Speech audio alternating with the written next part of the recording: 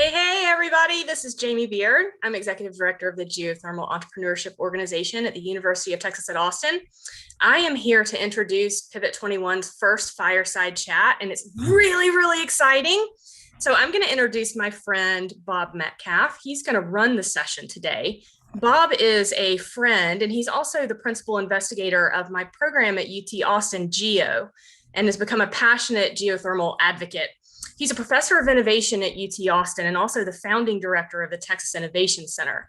But Bob's claim to fame really in the world and his impact has been in the internet. He's an internet pioneer, the inventor of the Ethernet in 1973, founder of 3Com in 1979, which merged with Hewlett Packard. Then he was CEO of IDG InfoWorld in the 1990s and a venture capitalist with Polaris Partners in the 2000s. He's a member of the National Academy of Sciences, a trustee emeritus at MIT. He received the IEEE Medal of Honor in 1996 and the National Medal of Technology in 2005. And I'm so excited to introduce him in. Hello, Bob. And Hello. I will see you all later. Have a good conversation with Dan Yergin. And now I get to introduce Dan Yergin, and it's a high honor and a great pleasure. The New York Times has called Dr. Yergin America's most influential energy pundit. And the Fortune magazine has called him one of the planet's foremost thinkers about energy and its implications. He is vice chairman of IHS Markit, a global information company. He's also a best-selling author. By the way, I have his books right here. They don't show well, I guess, but they're very heavy. And he received the Pulitzer Prize for his book called The Prize in 1990. His new book, the one that I'm holding up here, is called The New Map, and we're going to talk about the new map. NPR calls it a masterclass in how the world works, and the London Sunday Times said it's a wonderful book, and I agree. Now I have to admit, Dr. Yergin, that I haven't read your book. What I did was I listened to it for 15 hours as I walked around here in Maine, and it's a wonderful book. You know, for an engineer like me who doesn't know how the world works, it was a revelation. And I'm hoping you're going to tell us in a few seconds. You're going to start telling us about the stories that you told in the new map. What is the new map that you have in mind? Well, thank you, Bob. I'm very glad to be on with you, and great respect for you as a great innovator. And I think this program, Pivot, is really quite amazing what it's accomplished in 2 years or so.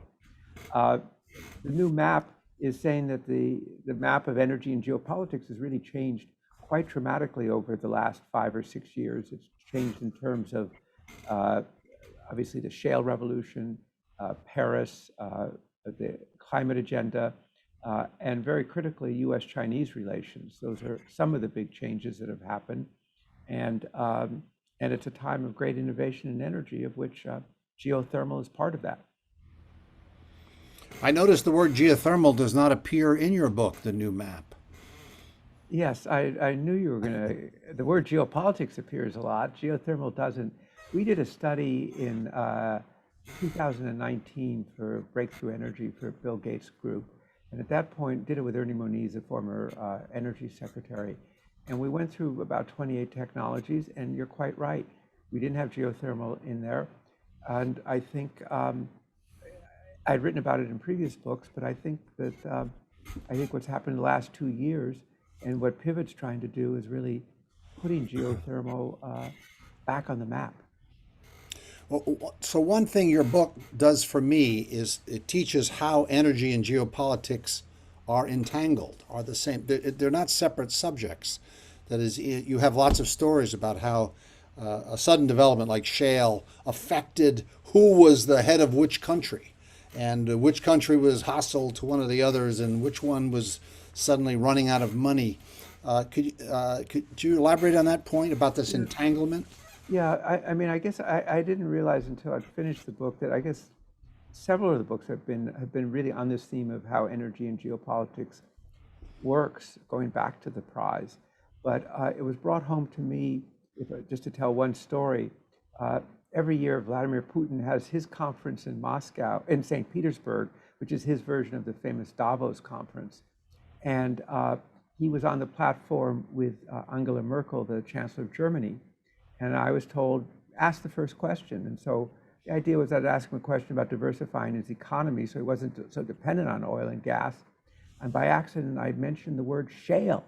And he started shouting at me. And I can tell you, Bob, being shouted at by Vladimir Putin in front of 3,000 people is not a pleasant experience. And I realized that there was two reasons he didn't like it. He didn't like shale. One, because the US had now become a competitor with Russian energy, US exports of LNG. And two, he sees shale as an adjunct of US foreign policy, that it gives the US a new dimension of influence in the world, which is very vivid to me in my work with the Indian government, how an important element that's become in that relationship. So that's just one example of how these things come together. So nothing bad happened to you after Mr. Putin? No, I put on sunglasses and a fake mustache and left the hall, but I survived. Well, I didn't realize till I listened to your book that the three top producers were the United States, Russia, and Saudi. That's right. Those are the top three. Yeah, that's right. I mean, people, the U.S., if we went back, and I know there are a lot of oil and gas people on this as well as people from other disciplines and industries, but if you go back to 2008, the U.S. was importing 60% of its oil. It was the world's largest importer of oil. And then comes along the shale revolution, which is a great case study for innovation in technology.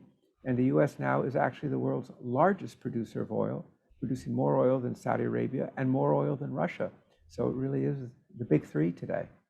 But that affects, to overmake your point, that affects how we behave and how they behave. The fact that we're no longer dependent on them for our oil. Is that right? Yeah, as the shale revolution was happening, I remember when I'd be in the Middle East, people would say, don't forget about us, because it changes things that, and we can see it happening in terms of the withdrawal of the U.S. from the Middle East. I was in a meeting 2 months ago with a prominent sort of Democrat, and he said, we have to right-size our commitment to the Middle East. And I realized he wouldn't be saying that if we were still importing 60% of our oil. So it definitely has an effect. And one of the striking developments that has happened in the last 5 years is this kind of alliance between Russia and Saudi Arabia. And part of it is, just because of price and how to deal with U.S. shale and oversupply. But I think also Saudi Arabia sees it in its interest to have a relationship with Russia now as part of its own balancing strategy. And a more dramatic impact is Iran. So jihad out of Iran was suddenly enabled by oil revenue in Iran. Well, exactly. Iranian oil revenues, it has enabled Iran. I mean, it's sort of faded from the front pages, but the Iranian militias are very active across the Middle East. At least the Persian Gulf countries think it's to encircle them. But also, just another example to go to the impact of shale. We did make this nuclear deal with Iran in 2015. And the way the US achieved it was by putting sanctions that prevented the export of Iranian oil, among other things. And when those sanctions were put in place in 2012, the Iranians said they won't work because the world needs our oil. It turns out it didn't need its oil because the US production grew so much that Iranian oil almost became irrelevant to the world market. Was that a coincidence? No, it's not a coincidence. And it's interesting that, President Obama, when he was in office, twice in State of the Union addresses, went out of his way to say, this shale revolution is a good thing for the United States. Indeed. Now, your book is a long story. It goes way back. It goes back to like the first map that you introduced, which is this map of China, which was 19th century or 18th century, I forget which. Well, there are a number of different maps. Actually, I wanted to go back to the very first map that had ever been discovered in Iraq by archaeologists, but my publisher said that would lead people to think this was a book about physical maps. But the map that's really critical right now and is really central, one of the really central issues between the US and China, and everybody watching this should know that the biggest geopolitical story going on in the world today is a growing tension between China and the United States. And probably by about 2028, China will have a larger economy than the United States. But the map I think you're talking about, Bob, is a map of what's called the nine dash line map of the South China Sea. And people may think the South China Sea is really far away, but it is actually the single most important body of water in economic terms in the world. 1/3 of world trade passes through it. And this is an amazing story that in the early 1930s, when Vietnam was a French colony, the French decided they wanted to plant some flags on some small islands in the South China Sea. Word got back to Beijing, to Peking as it was then. Chinese nationalism was inflamed, and a Chinese geographer drew a map of the 9-dash line showing that all of the South China Sea, which is pretty big, belongs to China as Chinese territory. That map was adopted by the nationalists, and then when the communists took over China, they adopted it. And today, where do you find the most likely place where the US and China will have a military collision? The South China Sea, because China claims the South China Sea as its own, and the rest of the world does not regard it as that. And the US Navy is there for freedom of navigation. And there have been several instances of near collisions between US and Chinese naval ships. And of course, there is an energy connection to this geopolitical struggle. Well, as I recall, the energy connection isn't that there's oil in the South China Sea, it's that the oil has to pass through the South China Sea. Exactly. You'll often read that there's a treasure of oil under there, but at least our geologists and I think company geologists think there's certainly oil and gas resources there, but it's not like it would be a home run. But what does count is China is now in the position that the United States was in 2008. It imports 75% of its oil. And lo and behold, most of that oil comes through the South China Sea.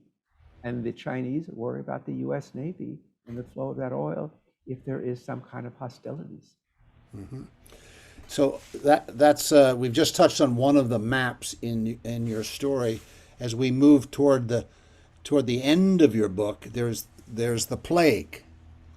So there's the coronavirus hits, and that affects the oil market, and the oil market is affected, well, a collapse of demand, as I recall. Yes, that's real time. Here we are, probably majority of people on this video have gotten their vaccinations. In April of last year, it was a very different picture. And just around that time, there was a struggle between Saudi Arabia and Russia about how much oil to put into the global market. But what happened, of course, in a way that just was not anticipated, really no one saw that the world economy would just shut down, and world oil demand plummeted in a way it had never plummeted before. Oil prices collapsed, and in fact, oil prices went negative, which people had a hard time scratching their heads. But the idea is you had to pay somebody with so much oil that couldn't find its way to market. And that looked like the oil and gas industry, the days were going to be numbered. And then, Bob, before you talked about the big three and the heavyweight in the big three, then President Donald Trump, realizing that the shale industry could be wiped out in the United States and what that would mean, and pressed by a number of senators from energy states, started a process of negotiation, and he made a deal. He prompted a deal that brought the Saudis and the Russians together and led to a cutback in oil production of something like an agreement to bring production down 9.7 million barrels a day. And that started to rescue the price of oil to the $20 or $30 range. And today, what are we, 15 months later, it's around $70 a barrel. But it was the coronavirus, that's just a sign of the economic impact of that of A that deal virus. sounds like an impromptu OPEC. The three big suppliers agree to limit production. Well, it was. I mean, the U.S. had to be a little careful because of, you know, talk about stabilization, and you had other producers. India's become very important. India wanted stabilization, but that really reinforced this thing. You know, we talk about OPEC, but it's now OPEC plus, because it's the OPEC countries led by Saudi Arabia, along with these other oil exporters led by Russia, and at the heart of it is a Russian Saudi or Saudi Russian mechanism for managing a global market.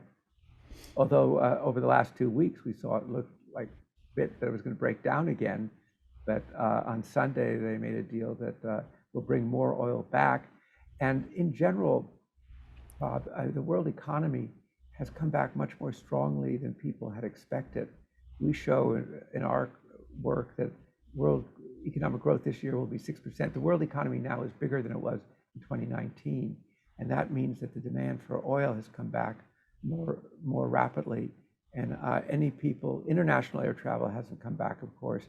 But if you go into an American airport, you can see how crowded it is, and people are in their cars and are driving again.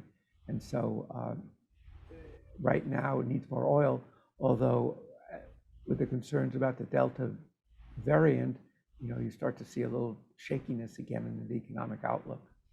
Yeah, 500-point drop, or was it 900-point drop, I guess, the last couple of days, Yeah. which is bouncing back. Now, the next demand shortage you've projected, it's toward the end of your book, the map moves to electronics and the robots and the self-driving cars, and this looks like another reduction of demand for oil and gas. Will it have that kind of impact? Well, I think so. I mean, you have General Motors saying we're not going to produce any gasoline cars after 2035, and that breaks a pretty strong string. The first GM car that ran on the streets of Detroit was in 1911. So 2035, no more electric cars, no more gasoline cars. And I talk in the book about how the whole framework, what I call auto tech, comes together. It brings, Bob, part of the world that you had such an impact on. It brings technology together with automobiles, in which you have electric cars, you have ride hailing, you have self-driving cars. Maybe at least one scenario is that in urban areas people won't really own cars. There'll be companies that operate large fleets of self-driving cars, say in 20 years. So demand for gasoline will go down and will go down. So, but on the other hand, cars in the United States stay on the road for 12 years. So the world will still be using, I think, a lot of oil by 2050. But I think what you were going to was, kind of the energy transition technologies and their impact. And if I could pick up on that part, people talk about big oil today, and I suspect in 10 years people will be talking about big shovels, because in order to go to a kind of net zero target means a lot more wind, a lot more solar, and that means a lot more minerals, a lot more mining. I think it's for 1,000-pound EV battery in an electric car, you have to move 500,000 pounds of earth. So a huge amount of mining that will take place, and new supply chains. And you've just seen in the last month or two a waking up to the fact, well, whoa, where's all that stuff going to come from? And oh, by the way, China dominates most of these supply chains. And that was clear in a executive order and a report that the White House just recently put out. So even if we move into a different energy realm, geopolitics, it'll just be a different geopolitics that will be involved in it. Yeah, I want to go back to your a key point. I'm a very impatient person, and I want everything to happen over the weekend. But you introduced this notion of the fleet of cars, the fleet of ships, the fleet of oil wells, and how fleets are a big flywheel in the system. So when you say something's going to happen, you're talking about 20, 30, 40 years from now because it takes that long for the fleet to turn over. In fact, you just mentioned a number. The average car lasts 12 years. Each year, 6% of the fleet is replaced. So therefore, these things we've just been talking about take time. They take a much longer time than makes me happy. So and on the mining point, have you run into the idea of using geothermal wells as mines that is bringing these like lithium to the surface with the brines in the wells? I have not, but it sounds like we should put that on the list. Yeah, let's put that Bob, on. let me turn around and ask you a question. I mean, I'm struck like the shale revolution took about 18, no, it took almost 20 years to really get going. You've been involved in innovation, your whole professional life. What do you say? I mean, do you have a model in your head about the time frame for innovations to really take off? Well, the internet just turned 50. So of course, it depends on what you declare the beginning of the internet, and so there's a little definitional problem. In fact, we argue about it. The various inventors of the internet over its various stages argue about when the internet started. But the general agreement is October 29th, 1969 was the first packet switching system of the ARPANET. So the internet's 50 years old, to go to your question about the time.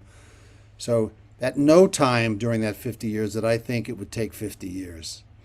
I always thought it was like next year, suddenly everyone was going to have a personal computer, and right after that they were going to have a spreadsheet. But but then it spreads itself over time. There's the fleet effect, but then there's other effects. So in fact, one of the things that worries me about geothermal is the geopolitics of it. If I were Saudi Arabia and I owned all that oil in the ground, geothermal would not be good news for me, right? That would devalue my oil reserves. So suddenly I've added to my list of obstacles to the adoption of geothermal is Saudi Arabia's protection of its oil reserves. Is that a... Well, I don't think I would see it quite that way, because of course geothermal, I mean, it would mainly be used for electricity and for heating, of course. So as opposed to transportation, unless all the cars were electric. But So, but they are going to be electric, well, that's what we're told, exactly. and they're going to But have lithium batteries from the lithium mined by the geothermal wells. right, well, you see it all happening. I mean, what is interesting about to me about Pivot is that there are two things that doing to maybe accelerate the geothermal. One is this notion of identifying a lot of and helping to get started a lot of basic venture capital entrepreneurial companies who will try different things to try and find the right way to do it, or multiple ways to do it. And secondly, very different from a lot of the other dialogues, saying, wait, we can build upon the skill set of the oil and gas industry. And by the way, in particular, the shale revolution perhaps also provides a pathway to enhance geothermal. Well, you and Jamie agree. The startup strategy and the partner up with oil and gas, or the pivot strategy, are the two mainstays of her leading our project, University of Texas. Create a startup ecosystem and have it, instead of treating the oil and gas industry as the enemy, is to treat the oil and gas industry as partners in an energy transition. And it's I think in an energy transition, you need companies that that are skilled at engineering, that can do scale, and that know how to execute projects. It kind of describes the oil and gas industry. And they drill tens of thousands of wells per year, whereas the historical geothermal industry, there's a press release every month of a well that maybe got started somewhere. There's no scale yet, and that's Right. uh, our plan is to get to scale this decade, the geothermal decade. So, I thought, Bob, you were thinking next year. well, I'm trying to get more realistic. So let's talk about geothermal and geopolitics. And I think the relationship goes both ways. That is, geopolitics can affect the evolution of geothermal and vice versa. And I'm wondering how how geopolitics under the fossil fuel regime is different from geopolitics under the geothermal regime. Well, I think even you would admit that the geothermal regime is not something that's going to, maybe we'll start to see it getting to real scale by the end of this decade, which is now not so far away. Um, but if I mean, it basically goes back to people having choices and alternatives. And if you have a system where geothermal, as you're suggesting, and as Jamie is foreseeing, gets to scale, then you've changed a lot of things in terms of the how the energy system works and how the geopolitics works. And it will. The question will be, I think the demand for oil will be here for quite a long time. By the way, 20% of an electric car is plastics. And I think even in 2050, the world will be using a lot of oil and gas, not as much as it is using today. I think carbon capture will be a very important part of the picture. But it would change geopolitics. It would, particularly because if it meant that it was really a domestic business, and it sort of would, in a sense, take you out of geopolitics. It would take energy and energy supply and energy security kind of off the table. Right, in a geothermal regime, you don't have ships going through the South China Sea. No, yeah, uh, but I think you all are, and I think a lot of the reason so many people are on this conference this week is a sense that this could be an important element. There are other elements out there too. If you go to Europe right now, well, first of all, you'd have to get countries willing to allow drilling to go on, and we've seen, for instance, in Europe, a lot of reluctance. But the Europeans right now are talking about having 25% of their energy economy by 2050 be hydrogen. There too, you're kind of starting from the 1 yard line to get there. So I think all of these technologies really unfold, you say a decade, probably 2 decades. But if you have, as we saw with shale, if you start to see successful projects, then you get a pretty rapid migration to other people doing it. Yeah, so what will it so my unrealistic notion is that we're going to get to scale this decade. I think Jamie and I promised the Department of Energy it would be within 10 years. And I have to remind Jamie it's 9 years now because a year has passed. But when you say scale, what do you guys have in mind? Or, Uh, or is that too fuzzy? Is it? well, the notion of scale relies on partnering with oil and gas. Oil and gas has the scale. It has people who Right. know how to drill. It has rigs. Some of those rigs are parked in parking lots, not drilling anything right now. So the way to get to the essential way to get to scale is to shift a bunch of oil and gas assets, people, companies, know-how, technology, rigs, shift it over so that we're drilling geothermal wells, one a day, not one a year. Right. Um, I think, obviously the reason for the, as you said, as well as Jamie sees it, is, e- bring in the oil and gas industry. And certainly the oil and gas industry is under increasing pressure from investors and from regulation and regulatory pressures to define how do you reduce carbon, how do you pivot towards lower carbon or net zero carbon. Some companies have said by 2050. The thing is that, you know, the what is there, as I say in the new map. The how you get there is not at all clear.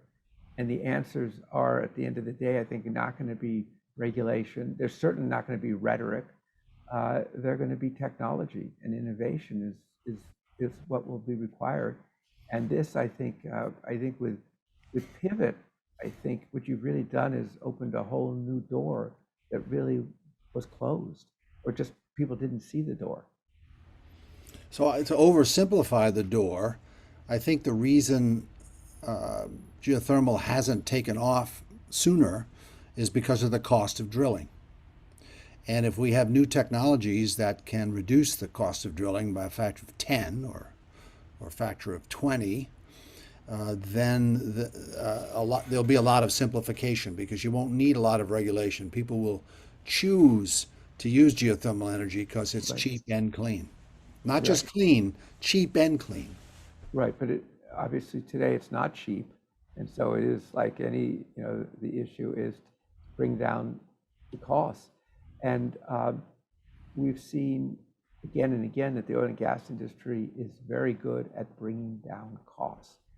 When people think, I think in 2014, when the oil price collapsed, the OPEC countries thought that it would many of them thought it would wipe out shale because they thought it required $70 a barrel. Well, it turned out people brought down costs, and that continual focus will be there. So here is the challenge, as you said, a tenfold reduction in costs. So which benefit of geothermal do you think is most impactful? Cost or base load or clean? That's a very interesting question. I think low, I guess really net zero carbon. I think the benefits would be for baseload generation and for heating. I mean, one of the big challenges now in the net zero carbon drive, let's put it that way, is you can have electric cars, although by the way you'll use a lot of carbon because you have to mine things and ship them across waters. But how do you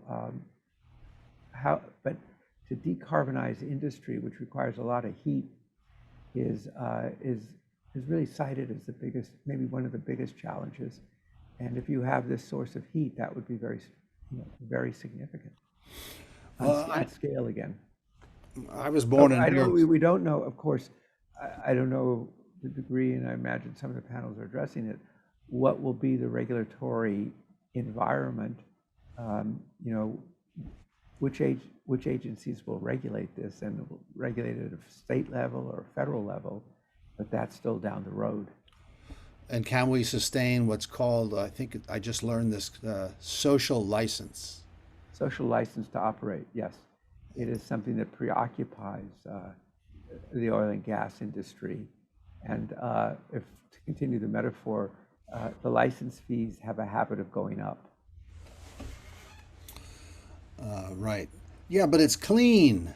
Can't we just say it's clean, and doesn't that give us social license, or do we have? Well, I think Bob, that people will raise questions about seismicity. At least in Western Europe and the United States, it's very hard to do new things. It's very hard to get things permitted. I mean, we would not have been able in 2021 to get permits for the interstate highway system. Or another way to put it, if we had the system in place that we have today in 1956, they would still be trying to get permits for the interstate highway system in 2021. I mean, there's some real problems, and the regulatory pressures are going to, over the next couple of years with this administration, whether you like them or don't like them, they're going to be much more interventionist in terms of regulation on energy and really, across the economy, because that's their predilection. Yeah, the worst thing that could happen is they could roll out Jane Fonda to make a new movie about a geothermal earthquake, and that would be the end. Don't even mention that. Shh, forget I mentioned. Don't make anybody think that would be a good idea. Well, do you have any parting advice for us geothermophiles, and how we should go about innovating geothermal into the geopolitical context? Well, I really like your formulation of, it really ties into the new map of geothermal and geopolitics, and how they would fit together and how one would change the other. I think that, I think this kind of event is absolutely critical. And then what, of course, is the demonstration projects, to be able to do them. And at least in life, I know writing a book is 3 times as hard as you think it will be when you start, which was the case with the new map. I think in many, new ventures, things are 3 times as hard as you think they'll be. So I think one quality that will be very important is perseverance and commitment, and being able to stay the course. And that depends upon, the financial support and people believing in what they're trying to do. So let me end by recommending your book. So I don't know if it shows at all on the It sort video. of shows. It sort But of it's shows called- The New Map by Dr. Daniel Yergin. And by the way, it added to my and health. Bob, I did send you the copy so you could, because I know you listened to it, but I wanted you to be sure to look at the pictures. This is the only book on energy and geopolitics that has a picture of the actor Jackie Chan in it. I'm very proud of that. So I have. this book has a lot of good stories in it that, people, but I think I really try to create a framework for people who are working on what we would call the future of energy. Well, your book helped improve my health because I was listening to it while walking. So when I wanted to listen to more, I had to go walking. So I did more walking during that week than ever That would before. be great on the back of the paperback edition. This book is good for your health. Okay, well, with that, thank you very much for your time today and joining us in this pivot of the oil and gas industry to geothermal energy. Thank you very much. Thank you, Bob, and congratulations to Jamie and all of you who put on this conference, and very glad to be able to contribute, and look forward to geothermal becoming a positive for geopolitics. So thank you for the invitation today. We'll see you at Pivot next year. Thank I you. hope.